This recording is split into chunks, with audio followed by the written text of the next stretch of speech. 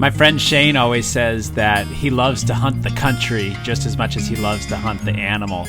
And I don't think there is a place that embodies that more than the areas that we hunt spring bear in. You know, they are tough and rugged, and the animals that inhabit them are tough and rugged, and the people that settled the land and the people that get up there and hunt these animals have to be tough and rugged. And if you are, and if you can make it into this country, you get a glimpse into some of the most beautiful creation that God has ever put together. So thank you for joining us this week on another exciting adventure into God's limitless outdoors. And we are following Adam and Colton as they go into the tough country and harvest 2 amazing spring black bears. We hope you enjoy this hunt as much as we enjoyed putting it together.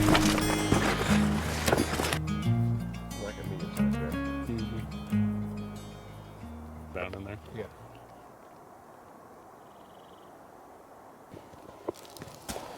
Well, we got one spotted. Nice cinnamon. Not sure how big it is, but it's about 1,000 yards away. We're gonna close in on it and try to make a play on it.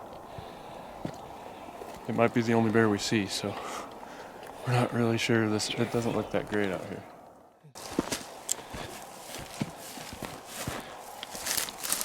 Wow. Just looked over there and that bear just laid down on that ridge. So I think we got a pretty good chance. We gotta go across like 3 finger ridges, get out to like 200 yards from it. We're gonna be sneaking through the timber, so it should be good. Should be able to sneak right up on. One of the really cool byproducts of stalking an animal is that you have to go directly to it. And so oftentimes it'll take you through areas that you never would have walked otherwise. And when you do walk through some of those areas that you never would have walked otherwise, sometimes you churn up some amazing little treasures.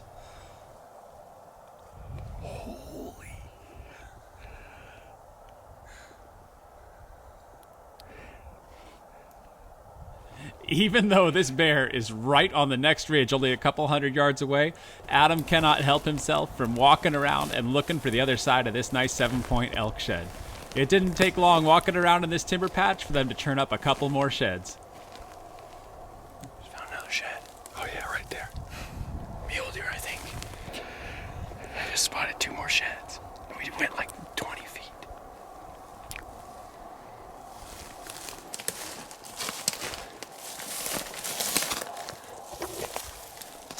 Weird one. Yeah. The plan is we're gonna shoot this bear. And that way we can keep shed up. It's a really pretty cinnamon. So we're gonna probably grab my pack. We'll come down here and have a really good couple 100-yard shot. Okay, let's go grab your gear then, I guess. Okay. I want my pack to lay on if I have to. Yeah.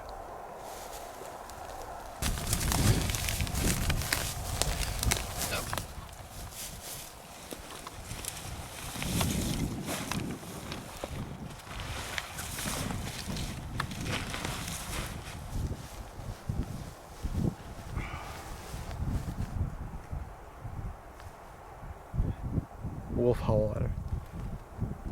You ready? Oh!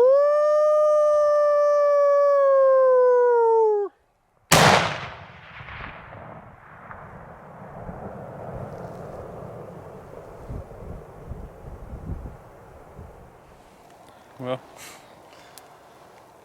I don't know what to say.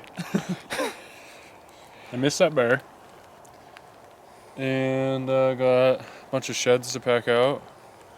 It's starting to rain, so I'm not gonna be shooting at any other bears because I don't know where my gun's shooting. So we're gonna work our way back to where I found that big 7-point and look around for it, and then probably head down. Then probably sight in my gun tomorrow and hit another spot. So. Well, Shane and I think we might have found a pretty decent bear basin.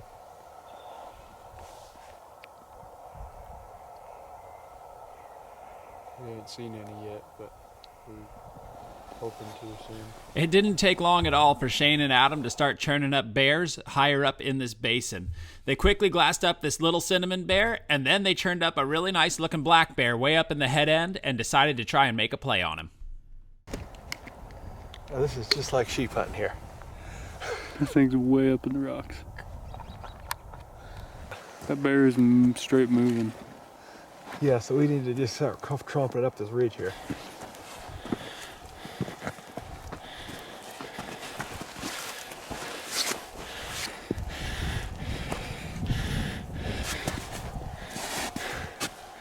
Well, we're ways up here.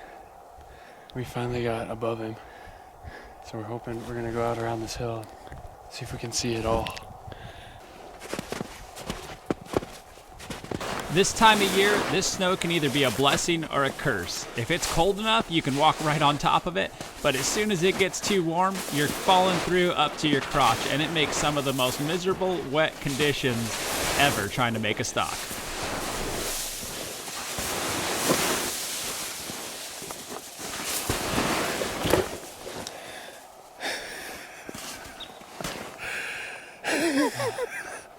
Is it worth it? Yes. Good deal. Oh, we just made it up to where that bear was. He was just across right there. But this country's so broken up, you can't really see anything. If you've ever hunted spring bear before up in the mountains, you know how volatile the weather can be, and this just showcases it absolutely perfectly. Adam and Shane could not find this bear again, so they decided to walk off the mountain, and when they did, they turned up a bunch of really nice sheds. Well, Shane just spotted that bear from last night. He's quite a ways lower and in a fairly killable spot, so we just got to struggle up that nasty blowdown creek, climb up on a rock, and it should be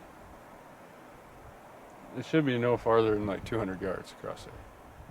So, You know that old saying that someone's eyes are bigger than their stomach? Well, sometimes when you're hunting, your eyes can see farther than your feet want to walk. And spring bear hunting has a lot of days when your eyes outwalk your feet, and you go up into places that you are just absolutely exhausted trying to get back out of. Okay, we're all set up here. Got the bear behind that there tree. And now we just wait for it to get up and come out. So that's its ear right there. Right here.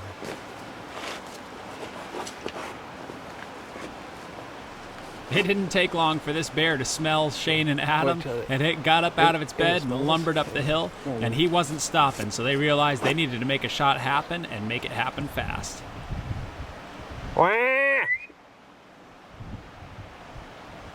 howdy. On it.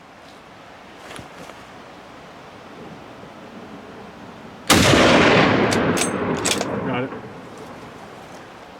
It went down the creek, I hit it. Yeah, I think you got it. It flew down into the creek.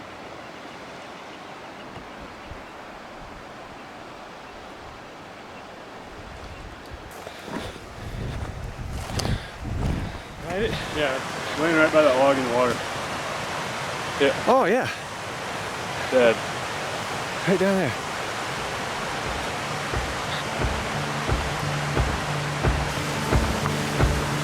Not too bad. Yeah.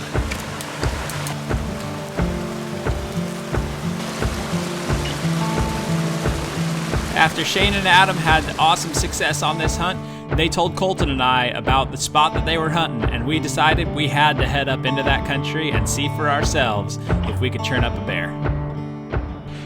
All right, well, we are headed up here. And that might not look steep to you, but that thing's about vertical. And it is Friday night. We're gonna stay in here till Monday morning, probably. Adam and Shane picked up some good sheds on this hillside, but they didn't find any fresh ones, but they said there's tracks all over. So we're hoping to maybe squeak out a bear, and a couple of sheds would be nice too. So we're gonna work our way up in here. It's real late. We got about an hour and a half maybe before dark. So we're gonna bust up this hillside and see if we can't find a good spot to glass from tonight and just set up camp and see what we can find in the morning. You know, this terrain is just rough and unforgiving, but there's something satisfying about it when you get up in there and you're climbing through these crevices and crags and up these steep hillsides, and when you finally get to the top, it just feels good to have beat this country and to get up and see what it has in it. All right, well, we've climbed about 2,000 feet tonight. And it's getting dark on us. And we got a big basin here, but this thing just keeps going, and there's big finger ridges. We're gonna camp right here, just kind of on top of the world. We got lots of water with us tonight. Water will be a factor tomorrow, for sure. I'm hoping we can find some up high here, but we might end up way back in this drainage trying to find some. But we had a winter killdeer here. Good sign. There was a deer on this mountain once, and something ate it. And we're looking for something that would eat deer. So in a roundabout way, we're in a good spot. You know, when you're hunting big country with these elevation gains of thousands of feet, it is really helpful not to day hunt it, but to stay up there and gain the elevation, get on top, and be able to just move around the top. And so I highly recommend, if you're going to be hunting in this steep, nasty, tough country, you really need to dedicate a few days to it and get your camp in a good position where you're not going to be beating yourself up every single day, gaining thousands of feet of elevation. The other day, someone asked me about a comment I had made in a previous video. And the comment was that I had said that all men are either slaves or they're free men. And as we started to talk about it, it was kind of cool, some of the things that came up. And here's why I say that. Here's why I say you're either a slave or you're free. Jesus says, he who the Son sets free is free indeed. He also says that in John chapter 10, he says that I came to give life and to give it abundantly. And so where I get this idea that all men are either slaves or free is, if the Son hasn't set you free yet, that if there's an option, if it takes Jesus to set you free, and if he hasn't set you free yet, if you haven't put your faith in Jesus Christ yet, then you're not free. And the opposite of free is a slave. And if you haven't been given life and life abundantly yet, you're not living the abundant life, you're living the enslaved life. And so as I started to talk through this with him, I started to think more about it. And I started to think about what are some telltales if you're a slave or if you're free? And one of them that I thought about was, a slave just goes through life surviving. A slave goes through life surviving. You don't have any control over what's going to happen in the future. It's like life is coming at you and you just accept it. You're just so beat down. You get up for work every day and that's just the job that you're going to do, and there's no hope. There's nothing past that. That is the idea of a slave, because when we think of a slave, it's somebody who doesn't have the ability to do what they want to do. Their life is planned out for them. Their purpose is just to work and to work and to work. But when we talk about a free man has the ability to dream. A free man has hope for the future. A free man has things that he wants to do. A free man isn't just surviving. A free man is thriving. And when I hear Jesus say, I came to give life and to give it abundantly, I don't hear Jesus saying, I came so that you can just get by and survive. I hear Jesus came to give life and to give it abundantly. I hear that I'm going to thrive. And so the question I have for you today is, are you surviving in life or are you thriving?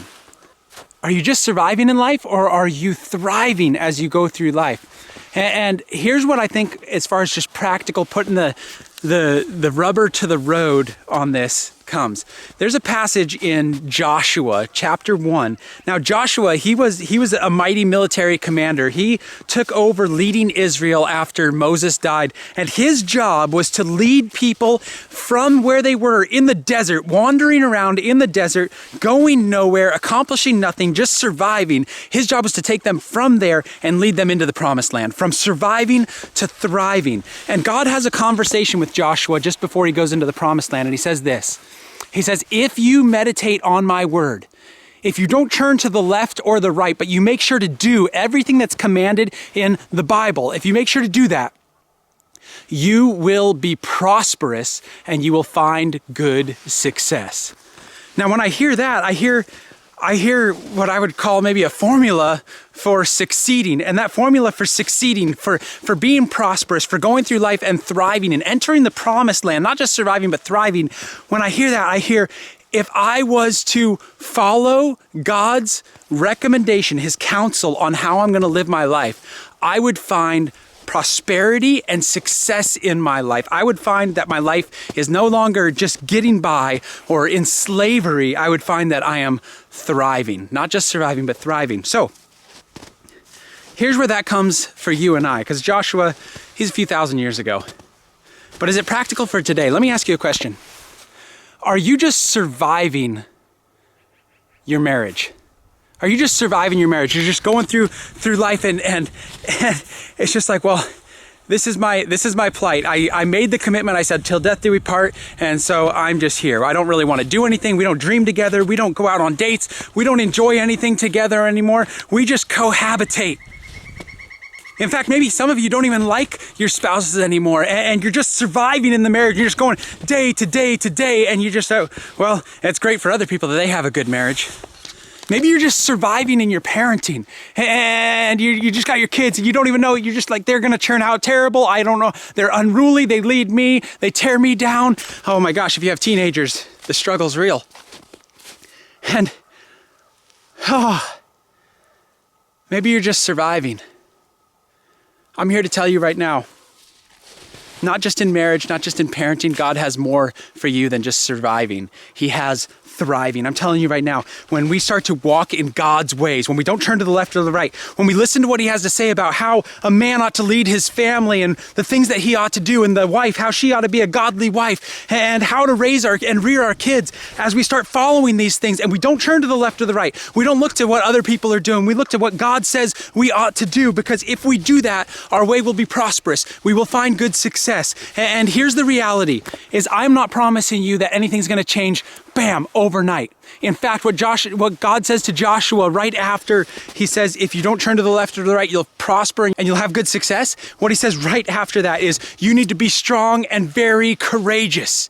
Be strong and very courageous. Don't be afraid. I am with you always. And here's this reality, that to make these amazing changes, to see a life going from slavery to thriving, the first thing you have to do is put your faith in Jesus Christ, and then trust what he has to say and live your life according to it. But there's going to be pushback. There's going to be struggles. There's going to be hard times. It's not all going to be perfect, but I'm telling you, it's worth it, because if you push through the struggle, you will find prosperity. You will find success. You will find a life that is not just surviving. Your marriage won't just be surviving. It'll be thriving. You'll be dreaming together. You'll be loving each other. You'll have intimacy that you never had before. And when you do it God's way, it's amazing the things that come about. So here's what I want to encourage you to do.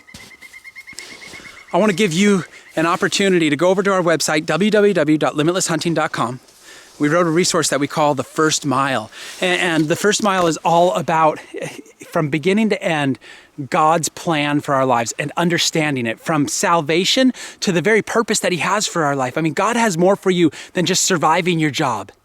Just survive. He has a great purpose. He has good works for you to walk in. He has plans to prosper you and not to harm you. And he has mighty work for you to do that will fulfill your soul. Psalm 37:4 says, if you delight yourself in the Lord, he'll give you the desires of your heart. That doesn't sound like surviving to me. That sounds like thriving.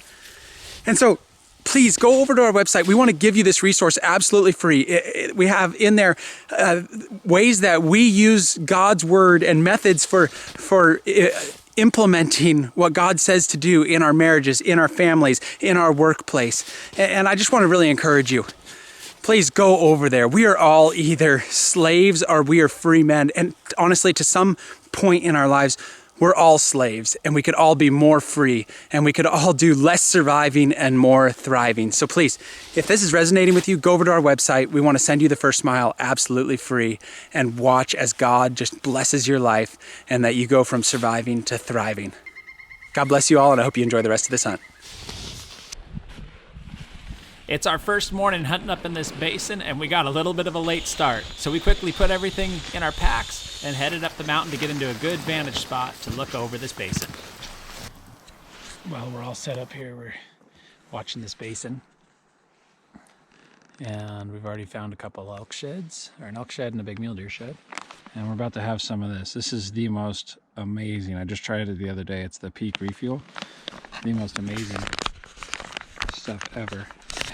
It's all these berries. I mean, look at the berries in there.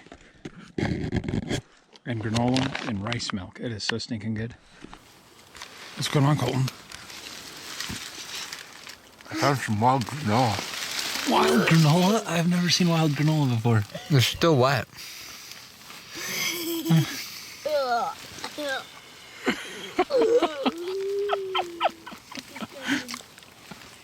Wow, you don't usually find wild granola with rice milk this time of year. And berries. They grow in these rock patches. Oh, With some good southern, that's a good chunk. Good southern exposure.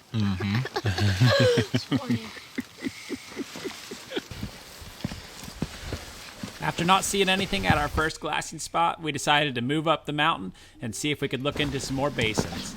The spring weather was being particularly springy on this day, and it fluctuated between snowing and sunny all day long. And as we worked our way up the mountain, we began to see a little bit more bear sign, and we had some hope that maybe we'd turn up a bear. What'd you find there, Ollie? 1, 2, 5-point elk shed. Oh, it's in good condition. I never found a 5-point elk shed when I was your age. That's just the last year. Oh, he is way up there. There he is. Got him. Top of the tree. Here, look. There he is. He's only a couple miles away. Well, Justin found this bear over here. It's a long ways, and it's the only bear we've seen. And chances are 50-50 at this point. He's moving a lot. We drove all the way down here, so we're going to try and go after him. It's going to be a bit of a hike and adds a little bit of distance, but that's what we're here to do. And now we're going to get after it, so hopefully we can make this work. You know, when you see a bear this far away and moving like this one is, it feels like shooting for the moon, thinking that you're going to be able to get over there and make it happen. Without seeing any other bears, we decided we had no better option and nothing better to do with our time than to give it a try. We're about 1,000 yards from this bear right now. He's been working his way down and into this draw. He's hanging out on a little ridge that he likes right now. So we're hoping that we can work our way up this ridge right across from us and draw a shot on him.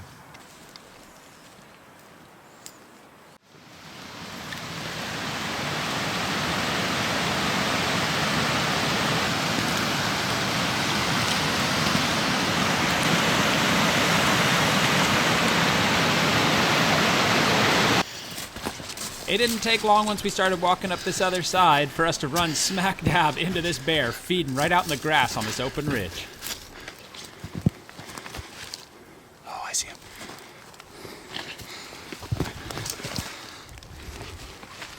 Get your head down. Hold on. Okay, I got him. Ready? Yep. Get another one.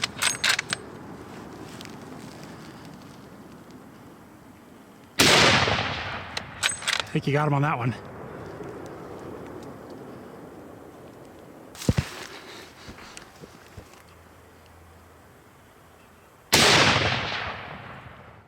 It all happened so fast that it was hard for us to tell exactly what had happened. We knew that on Colton's first shot, he had accidentally hit the ground about 20 feet in front of him, but those two quick follow-up shots looked like hits. And when we walked up the hill, we found this bear piled up under a blowdown.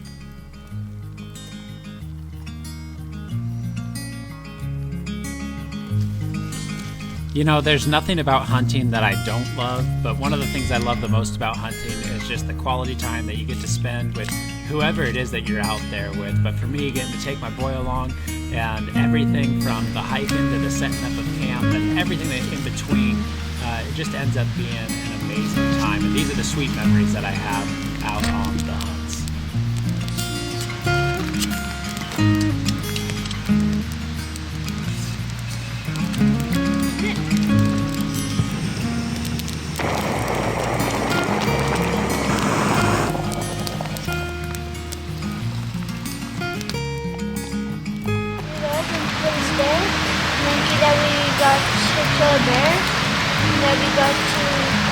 video, and that we have try to have a fun time carrying all the stuff back to the truck. And that we have a good day tomorrow. Amen. Amen. I just want to take a moment and thank you all for watching, and I truly hope that you enjoyed this hunt as much as we enjoyed putting it together. Hey, if you want to stay up to date with everything happening at Limitless Outdoors, you can subscribe to our YouTube channel and turn the notifications on so you know whenever a new video is coming out. You can go over to our social media on Instagram and on Facebook, and you can follow us over there. And also, if you want to become a part of our exclusive community, you can go over to patreon.com/limitlessoutdoors. Over there, if you become part of our community, you'll have early access to every hunt that we release. You'll also have access to what we call our Success Series, which are tips and tactics on how to be successful in a wide variety of hunts and situations, and along with a lot of other cool stuff that we have over there. So if you want to go over to patreon.com/limitlessoutdoors, you can become part of that. We hope to see you all on our next episode. Until then, God bless you all and have an awesome day. I've never seen that before. 4 cubs. That's cool. Where's the mother? Oh, look, it just went back up the tree.